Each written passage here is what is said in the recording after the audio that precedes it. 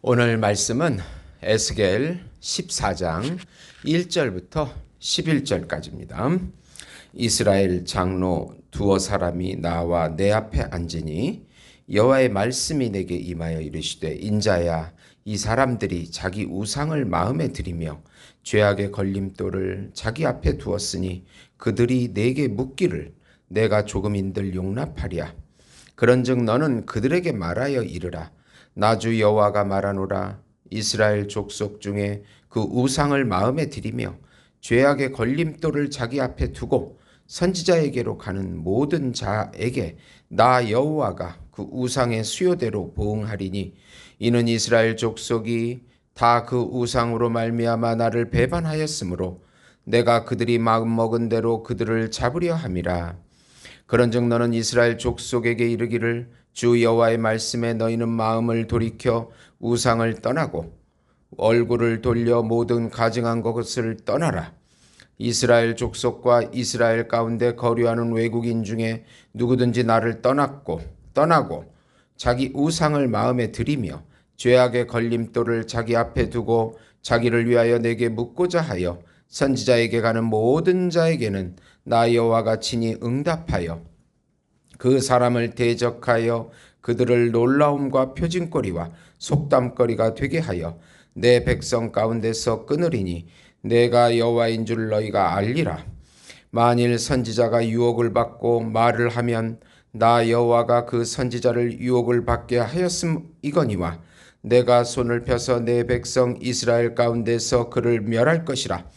선지자의 죄악과 그에게 묻는 자의 죄악이 같은즉 각각 자기의 죄악을 담당하리니 이는 이스라엘 족속이 다시는 미혹되어 나를 떠나지 아니하게 하며 다시는 모든 죄로 스스로 더럽히지 아니하게 하여 그들을 내 백성으로 삼고 나는 그들의 하나님이 되려 함이라. 주 여호와의 말씀이니라. 아멘. 세상 말에 미혹되지 말라는 제목으로 은혜를 나누고자 합니다. 사랑하는 성도 여러분, 하나님께서는 인간만이 유일하게 하나님의 형상대로 창조하셨습니다. 말하자면 하나님의 숨, 기운, 그런 생명이 들어간 것입니다. 이것을 언어적 존재라고 해석하기도 합니다. 그래서 하나님께서는 말씀으로 인간을 지배하십니다. 하나님은 영이시기에 보이지 않으십니다. 하나님의 말씀으로 인간을 통치하시고 그 말씀에 순종할 때 인간은 하나님과 함께 하심을 누리게 됩니다. 그러나 인간이 타락한 후에 사단의 말과 세상의 말에 지배를 받게 된 것입니다. 그래서 결국은 자기 욕망, 자기 사랑, 자기 영광적 말들을 좋아하고 또 사랑합니다. 하나님의 말씀과 절대적인 법을 싫어합니다. 본능적으로 하나님보다 자기를 더 사랑합니다. 세상의 말과 상대적인 법을 더 좋아하고 추구합니다. 달콤하기 때문입니다. 그러나 문제는 세상 말은 결국은 허무하다는 사실입니다.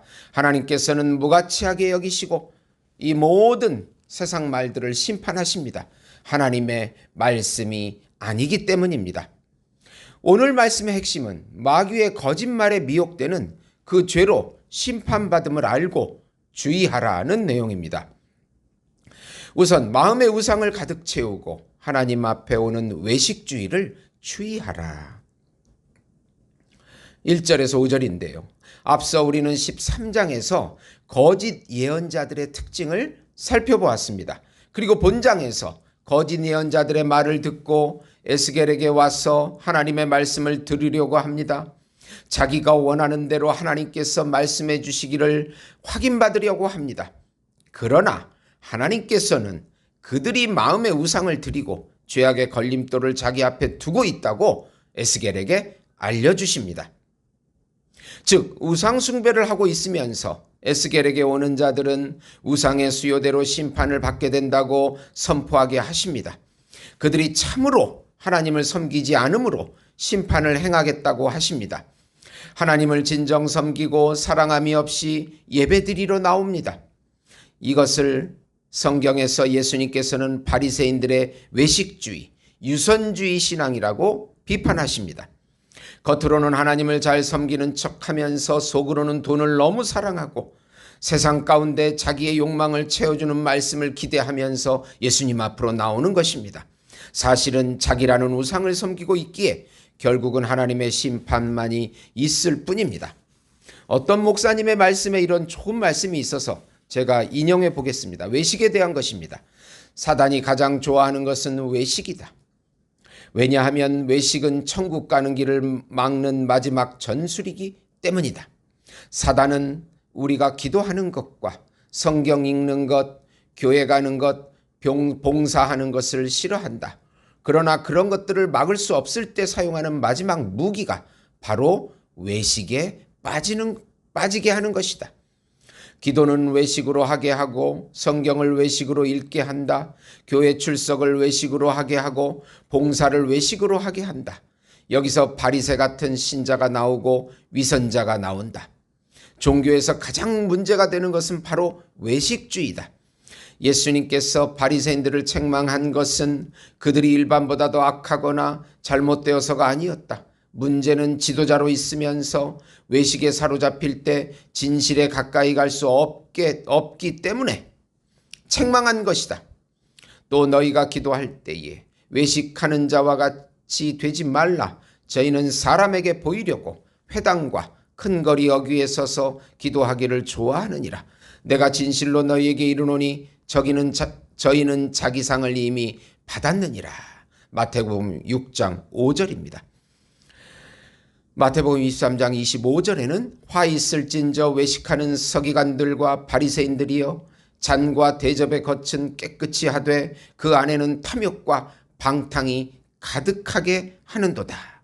외식이 문제가 되는 것은 그리스도의 옷을 입고 사탄의 일을 하기 때문입니다. 이것이 바로 사탄의 방법입니다. 우리가 이단을 구별하기 어렵고 막기 힘든 것은 외식 때문이다. 그들의 간판은 항상 정통이고 성경이고 경건이다. 지금 우리가 갖고 있는 가장 큰 문제 중 하나는 무엇이 되기보다는 어떻게 보이기를 더 원한다는 데 있다. 행복하게 되기보다는 행복하게 보이기를 더 원하고 선하게 되기보다는 선하게 보이기를 더 원한다. 우리의 유교적 전통과 통하기 때문이다. 그러나 이로 인해 외식주의 교인들이 늘어나고 있다. 외식이란 누룩과 같아서 그냥 잊지 않고 점점 부풀려 번져가기 때문에 신앙인에게는 가장 무서운 독소인 것이다. 우리의 우상은 무엇입니까? 우리가 원하는 것이 무엇입니까? 하나님의 말씀과 하나님의 법을 떠나서 추구하는 모든 것입니다.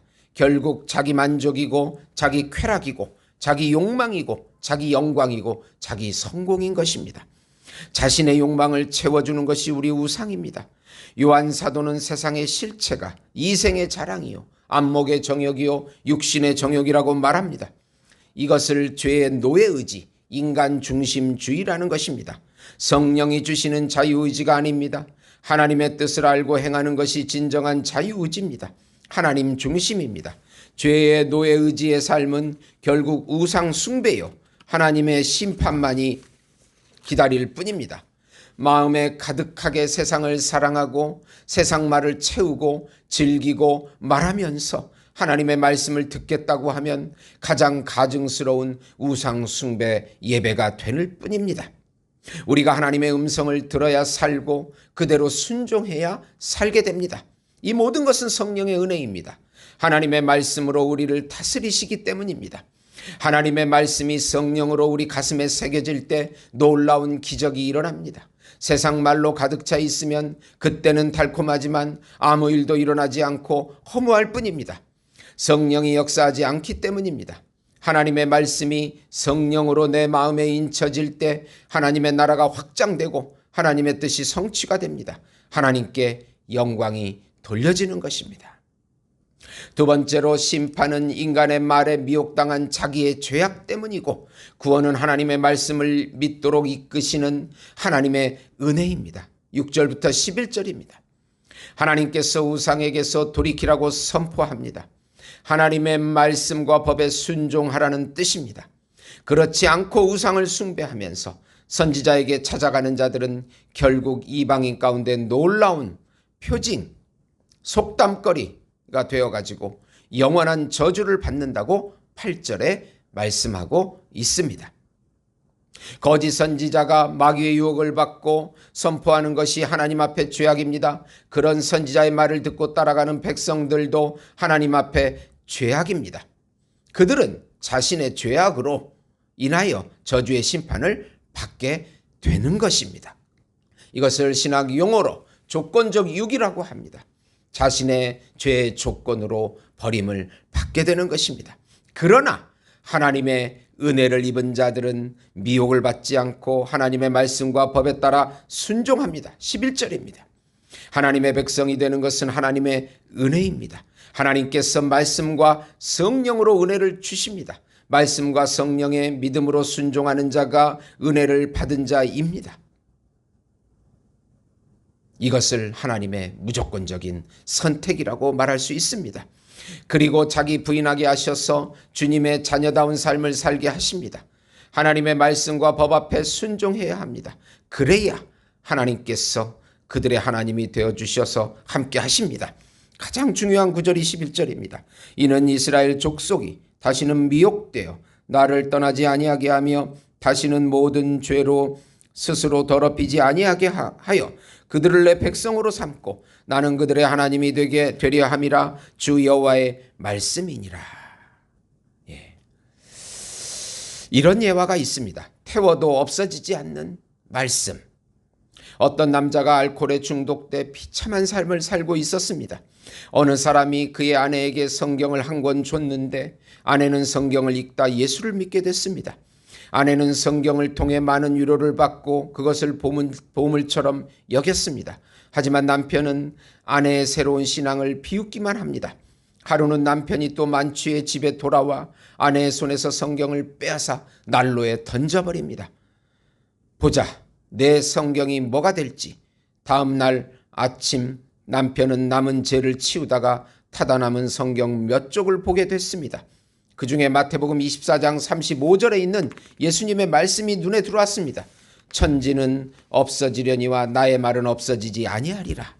그 구절을 보고 그는 깜짝 놀랐습니다. 성령께서 그 경험을 사용하신 것입니다. 그는 죄책감을 강하게 느꼈고 결국 그 영혼은 구원의 믿음을 얻게 됐습니다.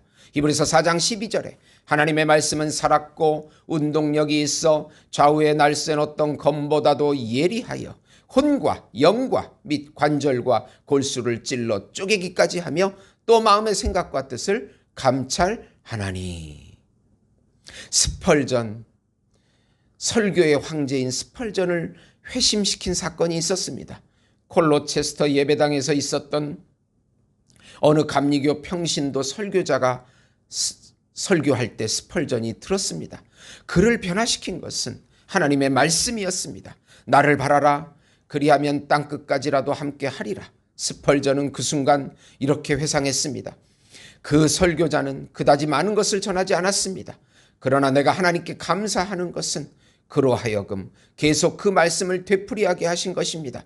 적어도 나에게는 그 말씀 이외에 필요한 것은 아무것도 없었습니다. 사랑하는 성도 여러분, 우리에게 성령으로 하나님 말씀이 다가올 때 우리는 진리의 말씀으로 받아야 합니다. 그런데 이것이 잘 되지 않습니다.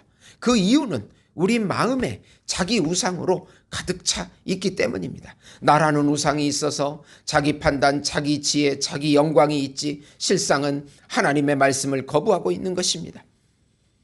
우주 역사와 나의 인생 역사를 이끌고 가는 것은 하나님의 주권입니다. 하나님의 주권대로 이 세상이 돌아갑니다. 그런데도 사람들은 자기 뜻대로 인생이 돌아간다고 착각을 하고 사는 것입니다. 그래서 하나님의 주권과 인간의 욕심이 충돌합니다. 충돌해서 교회를 나가기도 하고 혼합해서 외식주의 위선자가 되기도 합니다. 참 신자는 어떤 환경에도 하나님의 말씀을 믿고 그 말씀과 법에 순종하는 특징이 있습니다. 하나님의 은혜만이 가능합니다. 모든 것이 은혜라고 말하는 신자가 참 신자라고 볼 수 있는 것입니다. 기도하시겠습니다. 하나님 아버지, 이단의 말에 미혹되지 않게 해주시고 세상의 말에, 달콤한 말에 미혹되지 않게 해주시고 나의 욕망을 채우는 말에 미혹되지 않게 해주시옵소서. 하나님의 말씀 붙잡고 기도하게 하시고 성령께 순종하면서 기도하게 하셔서 하나님의 나라를 성취하게 해주시옵소서. 예수님의 이름으로 기도드립니다. 아멘.